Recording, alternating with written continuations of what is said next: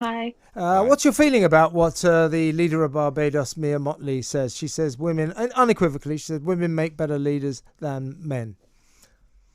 You know what? In this instance, I think from what we've seen in recent times, she might actually be right. I know there's been a lot of things written about how during the COVID-19 pandemic that female leaders have done better across the board, not just Jacinda Ardern, but Angela Merkel and the leaders of Norway and Denmark and a few other countries as well. Those countries seem to have fared better during the global pandemic, with lower death numbers and lower rates of infection, better communication with the public than other countries. I'm not saying that all countries with female leaders have done brilliantly. Some haven't done so well as well, and some countries with male leaders have Why is done that though? Is brilliantly that Are they also. cleaner? I mean, why? I Why? don't know What is if it? I mean, I don't know if they're Because cleaner, but women are there's generally, aren't been. they, a bit than men? No, We're not they're. talking about whether Well, No, but women not leaders are sure about the men cleaner. I yeah, know. yeah, No, So I sorry, think that's Afia. kind of I'm sorry, beside Afia. the point. I yeah. didn't mean to lead you into a conversation about cleanliness. Oh, women are, aren't What I would say is Jacinda Ardern. One of her policies, which I think is extremely dubious, but you can see it's inclusive and sensitive, she is prioritising national happiness over the economy. So she's spending lots and lots of money and making the economy less important than making people happy and satisfied. That's very inclusive, very sensitive, but I would suggest infantile and will plunge New Zealand into a lot of economic problems.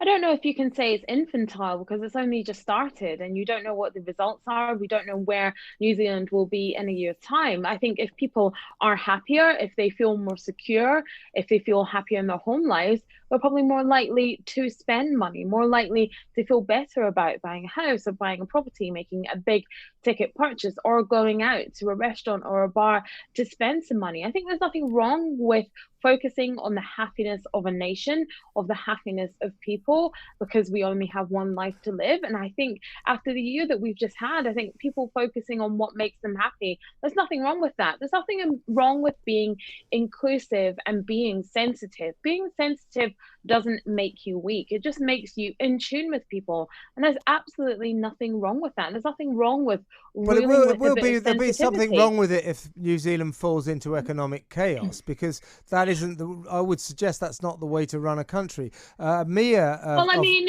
she Boris said she Johnson hasn't ruled with any sensitivity, and well, but Britain is falling why into do we economic chaos. but we don't necessarily want sensitivity. I mean, world leaders, the leaders of nations, have to make tough and ruthless decisions.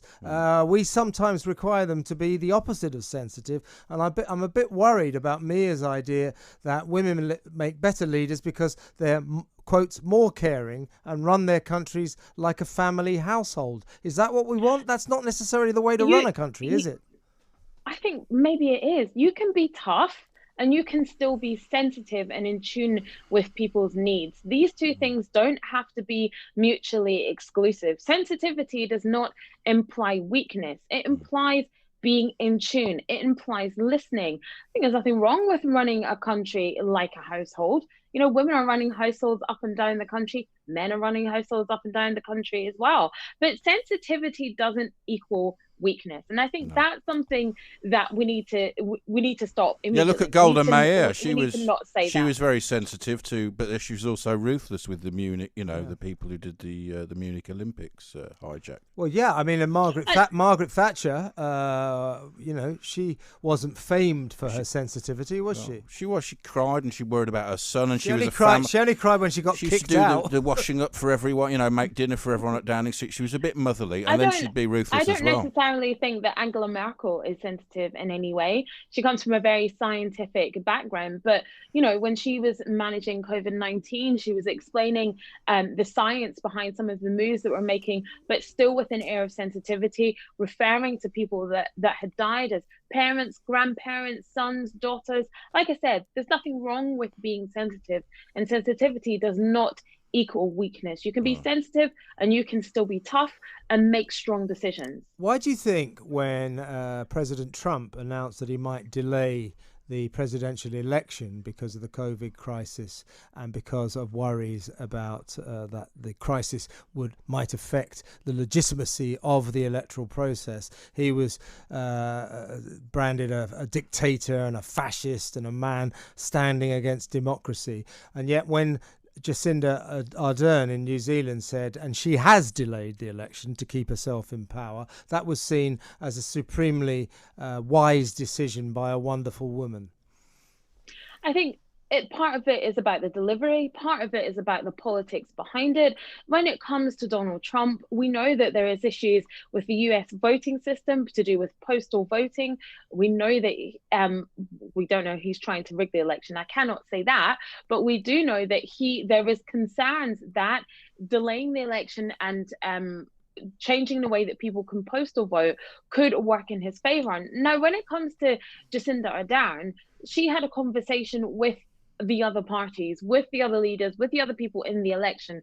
Trump didn't do that. He kind of comes from this dictatorship position. He's making all the decisions and nobody else is involved. When it comes to Jacinda Ardern, those meetings, there's conversations with others about what might be best for the country. And in fact, it was seen that by not delaying the election for Jacinda Ardern, it could be to her benefit because she is the incumbent. So in fact, her delaying the election is probably not so good for her because it gives people more time to decide and more time to vote and perhaps to vote against her. But there was conversations around that. There was meetings around that and discussions. Whereas with Trump, there is no meetings and discussions. He decides that he's going to do things for himself, by himself, and goes ahead and does it. It's about how you do things. It's about, like we've talked about, the lack of sensitivity. When it comes to Donald Trump, he's working for himself.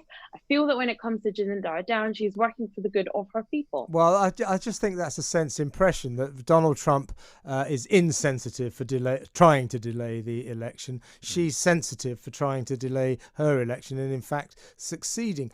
Julia Gillard, the former leader of Australia, she said quite interestingly, I think what we might be talking about here is who's the right type of person to lead a country in this pandemic, in this coronavirus crisis.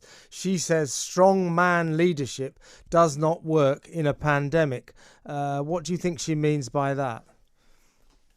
I think what she means by that is you need to have people who are in touch with people, who can, I hate using the word sensitive again, but who can be in touch with what a nation is going through, who seem to care about people, who seem to care about loss, care about grief, care about the difficulties that people may be going through. I feel like you need a female touch for that. You do need an air of sensitivity. People trust women more, don't they? I think they trust women more.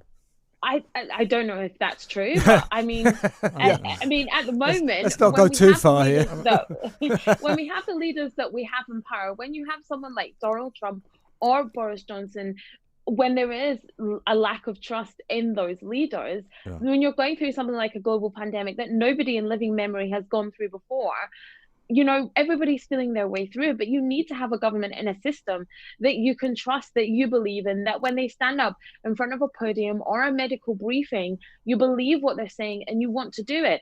I think part of the reason why countries with female leadership have done so well is that you have an electorate and a government that are already quite open and receptive to government, to leaders, to have a female leader in the first place. So therefore, when the government is delivering their messages, they probably are more trustworthy in the government. They believe more in them. And I think that's part of the reason why those countries have done so well.